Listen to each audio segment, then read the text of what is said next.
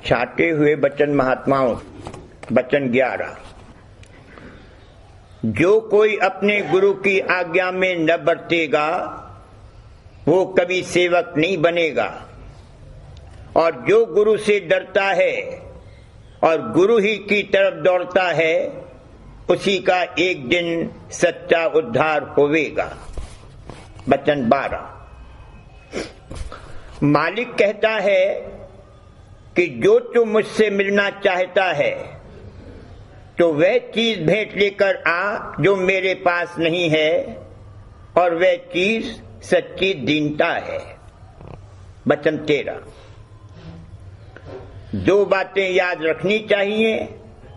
एक यह कि मालिक तेरा अंतर्जामी है, दूसरे यह कि जो कुछ तू करता है वह उसको देखता है। वचन 14। एक सेवक ने अपने गुरु से पूछा कि सेवा और भजन में बराबर रस क्यों नहीं मिलता है? जवाब दिया कि जो बराबर रस हर रोज मिलता रहेगा तो विरह और तड़प नहीं उठेगी और इस सबब से तरक्की बंद हो जाएगी। वचन 15। जो मालिक के प्यारे हैं उनमें 3 सिफतें जरूर होंगी: उदारता, दया और खातिरदारी सच्चे परमार्थी की। वचन 16। अच्छे लोगों की संगत अच्छे काम करने से बेहतर है और बुरे लोगों की संगत बुरे काम करने से बदतर है। वचन 17। जो कोई तुझको कुछ देवे तो पहले मालिक का शुक्र कर और उसके पीछे उस शख्स का शुक्र कर जिसके दिल को मालिक ने प्रेर कर तुझ पर मेहरबान किया। और जो कोई मुसीबत तुझ पर आवे तो दीनता के साथ मालिक की प्रार्थना कर, क्योंकि जो तू सब्र और बर्दाश्त नहीं कर सकता है तो मालिक तुझ पर दया करेगा। और प्रार्थना फौरन कर, क्योंकि जो पछता कर प्रार्थना करता है वो नादान है। वचन 18।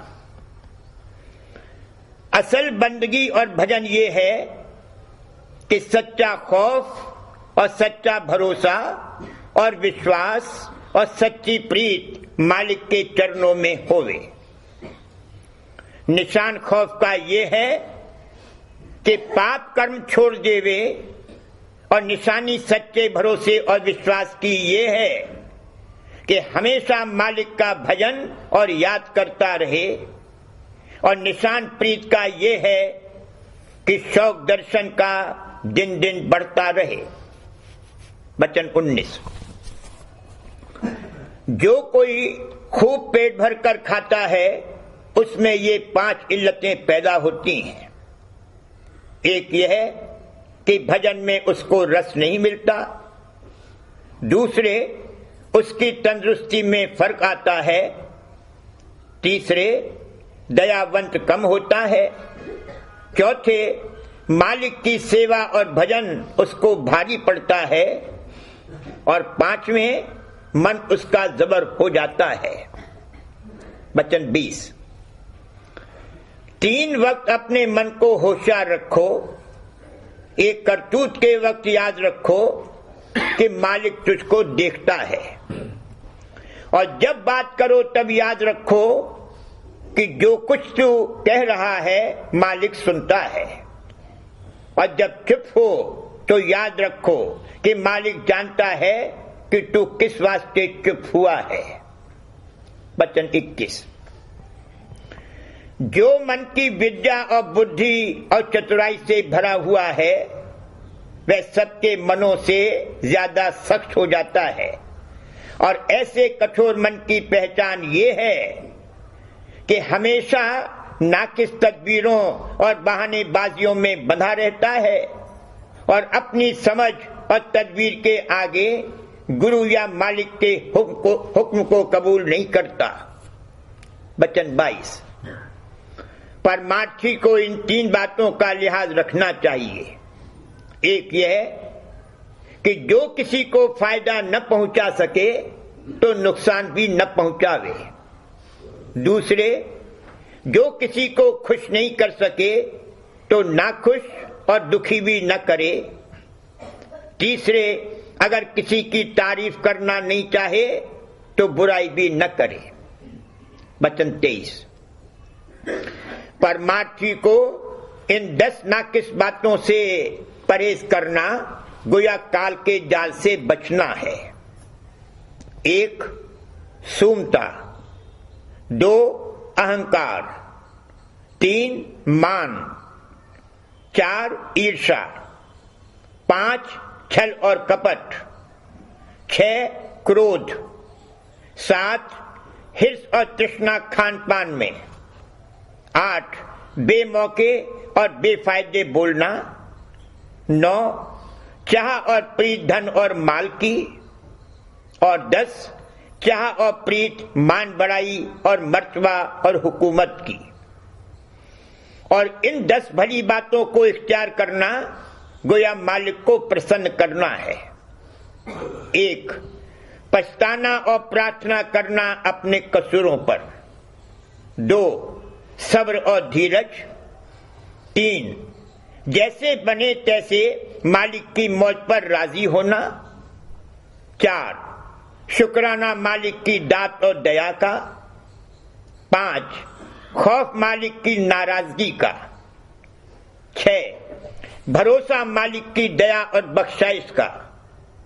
7. बैराग चित्त में रखना। 8. सेवा और भजन मालिक का करना। 9. सबके साथ मित्र भाव से बरतना।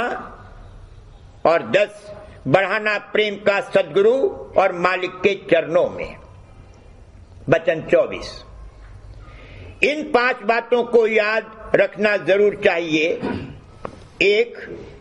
किसी की पीठ पीछे बुराई न करना। दूसरे, किसी भेद या गुप्त बात को प्रकट न करना। तीसरे, झूठ बात न बोलना। चौथे, सद्गुरु की आज्ञा में बरतना। 5वें, चोरी न करना, अंतर या बाहर। वचन 25। शैतान हजरत मूसा की खिदमत में हाजिर हुआ और कहने लगा कि मैं आपको 3 बातें सिखाता हूं ताकि मालिक से आप मेरे हक में दुआ नेक मांगें। उन्होंने पूछा कि वो 3 बातें क्या हैं? कहा कि क्रोध और तुनक मिजाजी से परहेज कीजिए, क्योंकि जो कोई तेज मिजाज और हल्का होता है, यानी जल्द भड़क उठता है, उससे मैं ऐसे खेलता हूं जैसे लड़के गेंद से, कि जिधर चाहा गेंद को फेंक दिया। दूसरे, औरतों से बचे रहिए, क्योंकि संसार में मैंने जितने जाल और फंदे बिछाए हैं उन सबसे ज्यादा मजबूत और भारी फंदा औरतों का है, और मुझे इस फंदे का पूरा एतबार है। तीसरे, कंजूसी से बचिए, क्योंकि जो कंजूस होता है उसका मैं संसार और परमार्थ दोनों मटिया मेट कर देता हूं।